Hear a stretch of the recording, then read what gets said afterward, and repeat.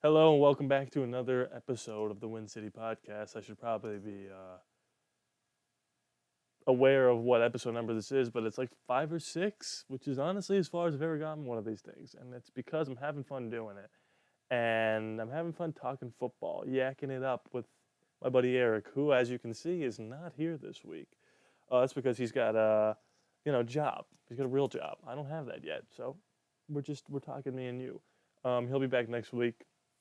And the show's going to look a little different that week. You'll see why next week. But if you're new to the channel, appreciate it. Drop a like if you'd be so obliged. A comment. Tell me I look like Gandalf or something. I don't know why that's the first thing that came into my head, but it is. Comment, like I said, subscribe if you're new, if you feel so inclined, so obliged. It is free. You can see that on the bottom. It's all free here, okay? Not asking you for your hard-earned money. Maybe one day I will, but not yet. We're just talking all things football. We got a lot of things to talk about, a lot of contract situations that happened today. Nobody wants to see the sign Lamar. Aaron Rodgers looking like a Jet. All these things are sort of happening. Daniel Jones has got new money as well. But the first thing we have to talk about, because I didn't get a chance to talk about it yet, officially is Derek Carr going to the Saints. Now, if you guys know me, then you know I'm a Raider fan. I love Derek Carr. He's my boy. He's my brother. But I was ready to move on from him. I've also been saying for the longest time, as soon as he said he was trying to go to a different team, that the Saints were the most obvious and viable option. He met with them before he was officially cut, and he said basically, don't trade for me. I'm going to sign with you. So why would you trade a third-round pick for me and make our team worse? And I can understand a Raider fan being like, oh, come on, blah, blah, blah, blah, blah. But if you were Derek Carr, you would do the same exact thing. You would say, "Listen, don't trade me. I'm coming." And he signed a deal, and it's a 4-year deal, but it's basically a 2-year deal with the Saints being able to extend it further if they think his play is going to be good enough. And listen, Derek Carr, this is his 4th contract he signed. He's made a lot of money, being a very productive quarterback in this league. Now we know he's probably one of the most polarizing players over the last 10 years at the quarterback position, which is the most important position in football, which makes him an extremely famous person. And, he went to the Saints, the AFC South, which is really bad. Now, listen, it's not as bad as people might lead you to believe. The worst team in that division was 7-10. Now, it just happened to be that 3 teams were all tied for 7-10, and the Tampa Bay Bucks won it at 8-9. But the fact still remains that it's a competitive division with absolutely no good quarterback play. The Panthers have Sam Darnold and PJ Walker. They're going to draft somebody. The Falcons, I guess, are trying out Desmond Ridder. Okay. And then the Bucks have nobody. They have Kyle Trask. So Derek Carr immediately becomes one of the best quarterbacks in the NFC and one of the best quarterbacks in the division.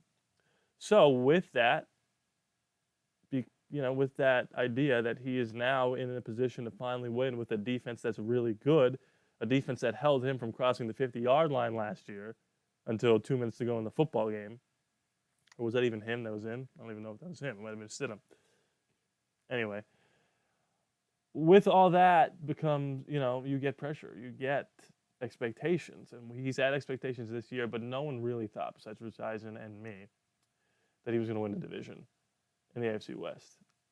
You, Derek Carr, are now the leader of a franchise and of a team that is without a doubt going to be the odds-on favorite to win the AFC South and host a playoff game. Or I'm sorry, NFC South. I think I've been saying NFC South this whole time. NFC South. You are the leader of that franchise now. And listen, I believe in you. I believe that he can and will win the NFC South. Do I think they're going to win 13 games? I don't. Because the offense is it's a work in progress for the Saints. This is the first time they've had a good quarterback since Drew Brees has left. Dennis Allen, he has kind of a not great track record in terms of coaching, but he's never really had a great roster to work with, which is why I think the Saints were so desperate to get somebody at least competent enough at the quarterback position to be able to win 9, 10, 11 games. I think their ceiling is 12. I think their floor is 9. I think they'll be around 10 or 11. 11-6 feels like the safe bet for the Saints. And I think that's going to be easily enough to win that division. And I wish Derek Carr nothing but the best. I'm glad he got his contract. And I'm happy he didn't choose the Jets because the Jets, uh, listen, there's a lot of expectation with New Orleans, but there is nothing but expectation when you go to the Jets because people love that roster. And it's a roster that is one quarterback away, but in New York, it's a jungle, literally and figuratively. Well, not literally. It's what? I don't know what I'm saying. Let me take a drink of water and regain my thoughts. What I'm trying to say is the fan base and the media would eat Derek Carr alive. Every bad decision he makes is going to be Armageddon. So I think he made the right decision going to the most win now spot that's not the Jets. And I wish him nothing but the best. And the contract, it was a lot of money, but it wasn't anything crazy. And I think that, the Saints, they're already over the cap, so it's going to be interesting to see how they finagle and move some people around. They're going to have to make some tough decisions and cut people. I know Davenport's a free agent. I know Cam Jordan is a free agent, so they're going to have to make some decisions. But they got their guy, it seems, for the time being, and I can't wait to see him in the black and gold. He upgraded from black and silver to black and gold. I'm not saying that their jerseys are better. I'm saying that gold is literally more valuable than silver. You get it. Speaking of the Jets, listen, I am a huge fan of Aaron Rodgers. I have been for some time, and up until the loss to the 49ers in the divisional round 2 years ago, he was my favorite quarterback, my favorite player in the league. And I've defended him for the longest time, but after that loss, I couldn't get behind dying on the hill that he was the best quarterback in the league anymore. And it's just because he just could not beat Jimmy Garoppolo in that game in Lambeau. And, the rest was history. They traded Devontae. He said, I'm retiring, trade me. I want to go to Denver. They didn't trade for him. They traded for Russell Wilson. Whoops. And then he's in the darkness right now. He's doing his darkness retreat. He's now out of it, and the Jets are meeting with him. To all my New York fans out there, I just ask you this. Is this something you actually want? Now, I know, trust me, I'm a Raider fan, that you guys are desperate for a winning season and a playoff game. Trust me, I know what that's like. I'm still in it. I'm desperate to return to the playoffs. Is Aaron Rodgers potentially only for 1 year worth the drama that he's going to bring and the baggage? Because I said Derek Carr in New York is going to be interesting. Aaron Rodgers in New York is going to be a lot. And I just wonder, there are reports that the Packers are like fed up with them and that they thought he checked out last year and all this nonsense. It just makes you think, does he care about the game anymore? Or is he just doing this to do it? To say, oh, well, let me just go try and see what it's like in East Rutherford, New Jersey. In MetLife, or whatever their stadium's called. I think that's MetLife, right? They share with the Giants.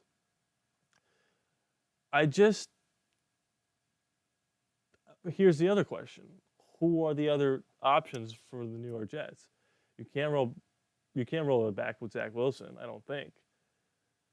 Mike White, I don't think he's the guy. I think he was okay.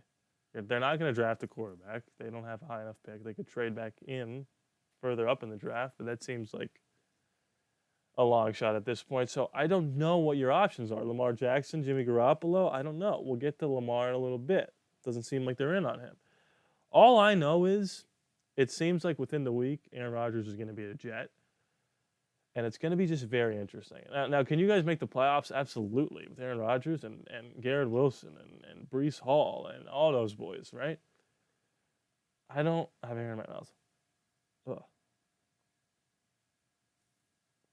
Disgusting. I don't know what that looks like. I know what it looks like on the field, off the field. It could be absolute chaos. Yeah, it's just, I hope the line can protect him because if he gets hurt, then you guys are really screwed. Now, I will say the good thing about this, the good thing that people are not talking about, is I don't think the Jets are going to give up on Zach Wilson just yet. And I think Aaron Rodgers being a Jet, the most underrated aspect about him becoming a Jet, Jets, Jets. is that he'll be able to say, hey, Zach, if he wants to, and I think he will. People are like, oh, he's going to make Jordan's love life a living hell. He didn't. And Jordan Love's fine. I think Aaron Rodgers could really help out Zach Wilson. They have similar play styles. And I think that he could go a long way into saving Zach Wilson, bringing him back into reality, and showing him, hey, buddy, I know exactly what you're going through, all this expectation, gunslinger mentality, cool guy, whatever. This is how you do it. And if you follow my steps here, Zach Wilson could be saved by Aaron Rodgers. Now, is that Aaron Rodgers' responsibility? No, it's not. He can go there for 1 year and say, peace, I'm out. I gave you a divisional round win, and we lost in the AFC Championship to the Bills or the Chiefs or whatever. And that would be enough, and he could retire. But if he decides, you know what, I'm going to mentor this kid, I think it really could save Zach Wilson. And what's also interesting is that he's doing the exact same thing that Brett Favre has done, because Brett Favre, well, he retired from the Packers and he went to the Jets. So how many years before Aaron Rodgers was playing for the Vikings? Food for thought. Water, liquid for thought.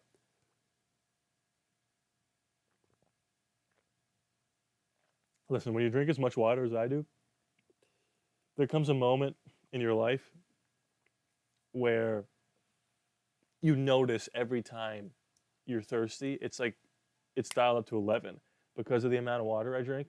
And I'm not saying like I drink like this crazy amount of water, but it's all I drink. So when I'm thirsty and when I'm talking a lot, my mouth instantaneously becomes dry. It's like when people are like, here's exactly what it's like. I don't drink coffee because I just wake up like a normal person and I don't need coffee. Like the moment people start drinking coffee, they need it to wake up, especially in the morning. Because when do you drink coffee? In the morning. If people drank coffee in the afternoon, they would be like, what are you doing? Why are you drinking coffee? It's like, well, because I like the taste. It's like, that's not why you drink coffee. And people who say, I need coffee to wake up, only need it because they've started to drink it, which is why they need it. Does that make sense? You see what I'm saying? Like, I get so thirsty because I drink so much water that when I don't drink the amount of water I usually drink, I get incredibly thirsty. But the difference between coffee and water is that one of them is actually good for you. But I'm going to leave it alone. I don't know where that just came from. Oh, yeah, because I'm drinking a lot of water. And I'm getting thirsty again, but I'm going to push through it. Lamar Jackson.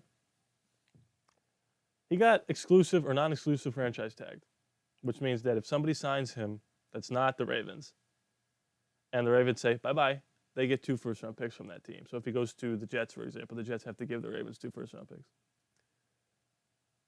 What's going on here? Because there was initial reports, I think Field Yates tweeted it out. The Commanders, the Panthers, the Jets, and the Raiders. I think those are the 4 teams. I could be wrong there. I think those are the 4 teams. Have no interest in Lamar Jackson. And then Diana Rossini said, no, the Raiders are keeping Lamar open. Okay, so the Raiders are. The Commanders they're not interested. The Jets don't even want to talk to him. The Panthers don't. Listen, I'm not the highest on Lamar. Honestly, he's won me over these last few years.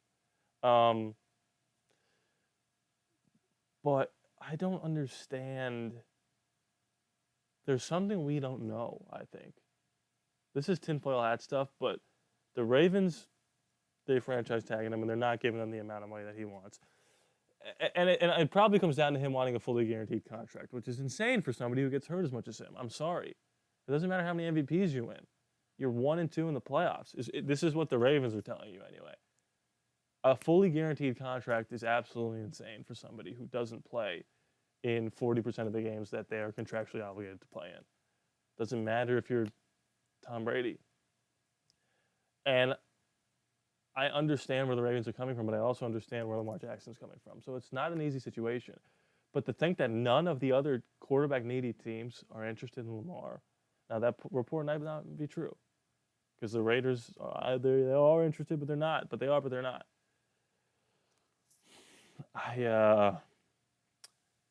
Lamar, I think, is in for a rude awakening. I think he's going to have to come down to what the Ravens are offering. Maybe they'll budge a little bit, but I think fully guaranteed contracts just don't happen for people that get hurt as much as him. And I'm not questioning his ability to play the quarterback position. He's won me over. I thought for the longest time it wasn't going to work, and it has. But he gets hurt too much. Same thing with Justin Fields now. Justin Fields is just getting hurt too much. And it's a problem with running first. I've always said this.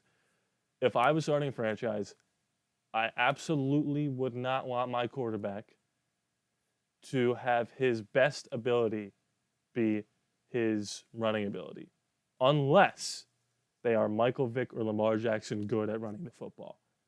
If you have somebody like Cam Newton, now he's not a good example. Who's a good example of someone who just was a runner? Like Tim Tebow, like his best ability was his ability to scramble around and make plays, right? Because he couldn't throw the football. If he was as good as Michael Vick or Lamar Jackson, elusivity-wise, is that even a word? Running the ball, you can make it work with somebody like that. But if you're not that good and you can't throw the football, then I don't want you on the team. However, like I said, if you are Lamar Jackson or Michael Vick or Justin Fields, which is showing that he can be as elusive as Lamar Jackson, which I didn't think was going to be the case. I didn't think he was going to be that good at all. He still really can't throw the football as well as Lamar, but he can run. I didn't know he could run like that. If you could run like that, I'll take you all day, and we'll make it work. We'll pattern the offense around you. However, you better be ready to have somebody behind him who could run that offense like Tyler Huntley, because they are just going to get hurt. It's just a fact. Every single quarterback whose primary ability to be successful leads with their legs gets hurt more often than not. It's just a problem. It's not I'm anti-Lamar or anti-Justin Fields or anti-Michael Vick. It's just a fact that they keep getting hurt, and then you ask for fully guaranteed contracts because, rightfully so, you won an MVP. It creates an all-time conundrum for the Ravens and for Lamar Jackson. And I don't envy them. I don't envy anyone in that situation. I do not. It's unfortunate. But somebody's going to get paid a lot of money, right? Lamar, you're going to get paid a lot of money no matter what happens. And I do ultimately think he's going to end up on the Baltimore Ravens. It's just, you get hurt a lot. I don't know what else to say. You get hurt a lot. Now, somebody who hasn't really gotten hurt that much in his career and has shown an ability to run a lot, well, successfully, this is Daniel Dimes, who was a paid man. Congrats, Daniel Jones. I don't know how you did it, but you did.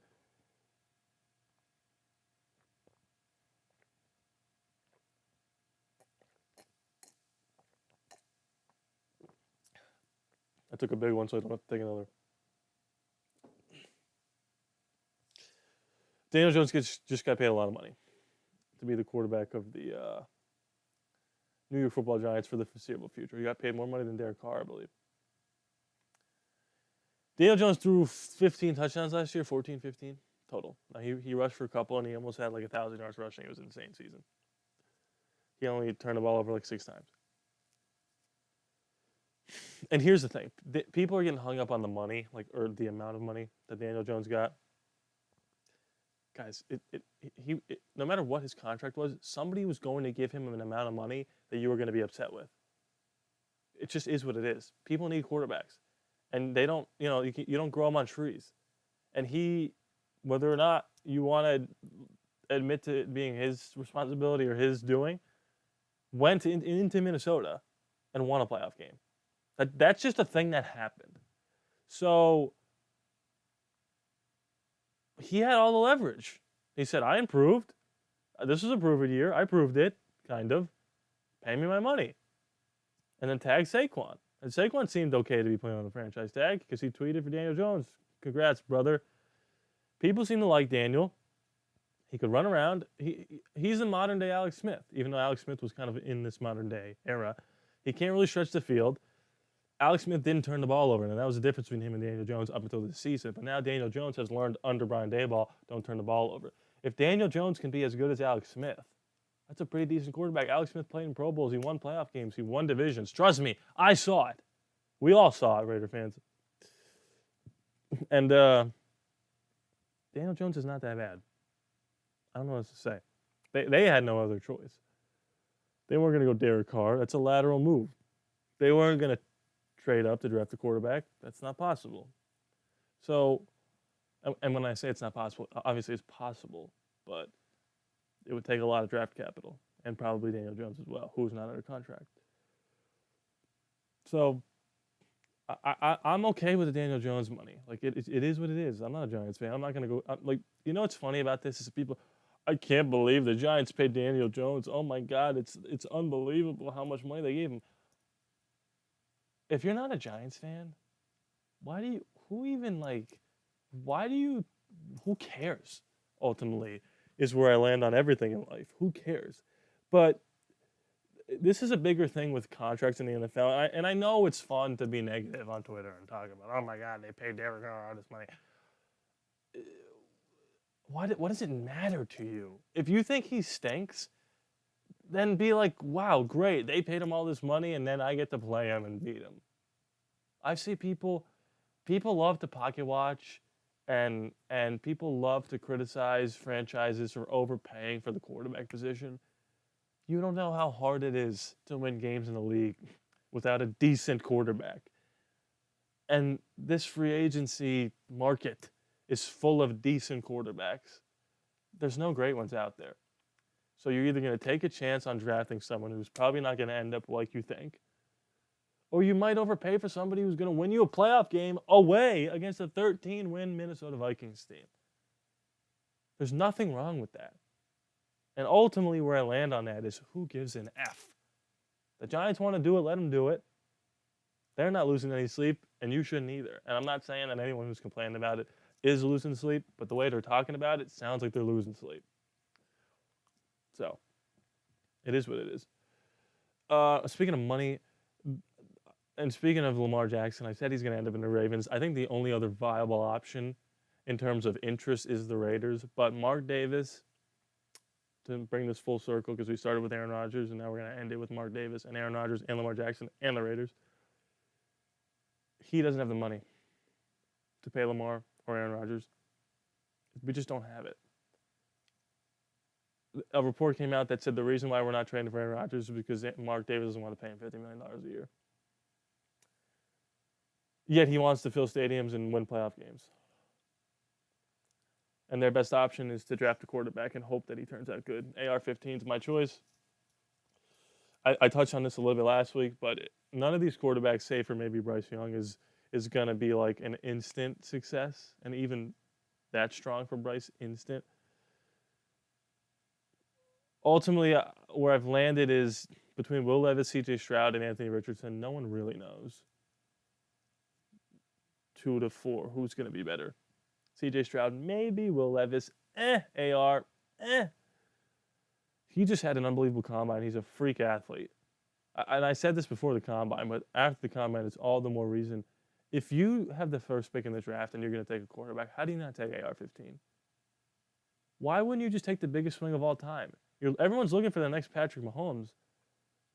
If it's going to be anyone, it's going to be him. Or Levis, for that matter. You have to take big swings.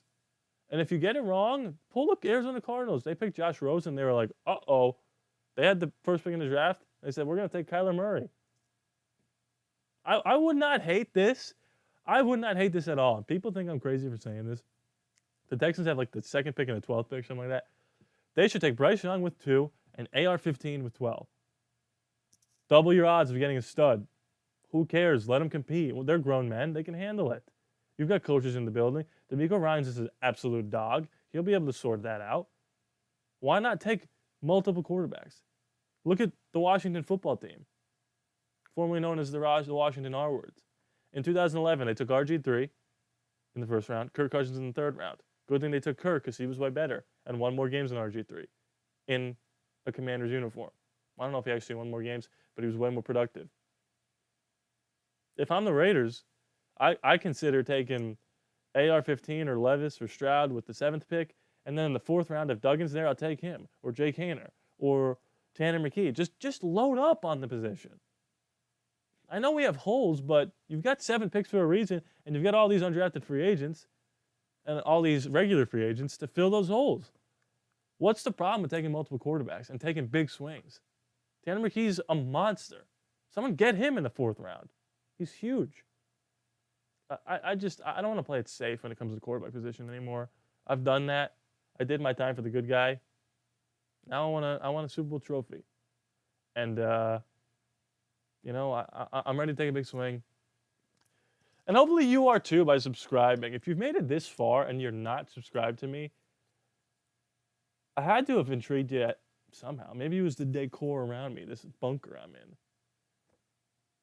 But listen, this is what I do. I talk about football. And next week, free agency's coming. And that's going to be huge. Thinking about maybe doing a live free agency sort of watch party. I did it last year and it was kind of fun. So maybe I'll do it again. If not, we'll be talking about it, me and Eric. And yeah, listen, thank you so much for hanging out with me. Probably a little bit of a shorter episode. I don't know how long I've been going. But it doesn't go as long when there's only one person. Yeah, that's it. That's all I got. Subscribe if you want to. If not, that's cool. Leave likes. It helps a lot. Dislikes help too. So maybe don't do anything. Or just comment dislike if you want to show me that you disliked it, because there's no dislike button anymore. But I still see them. I still see them. That's it. I got nothing. Drink water. It really helps. And, it's cold outside. So stay bundled up. Stay safe. Play some Madden. Or don't. That's all I got. Peace. There we go.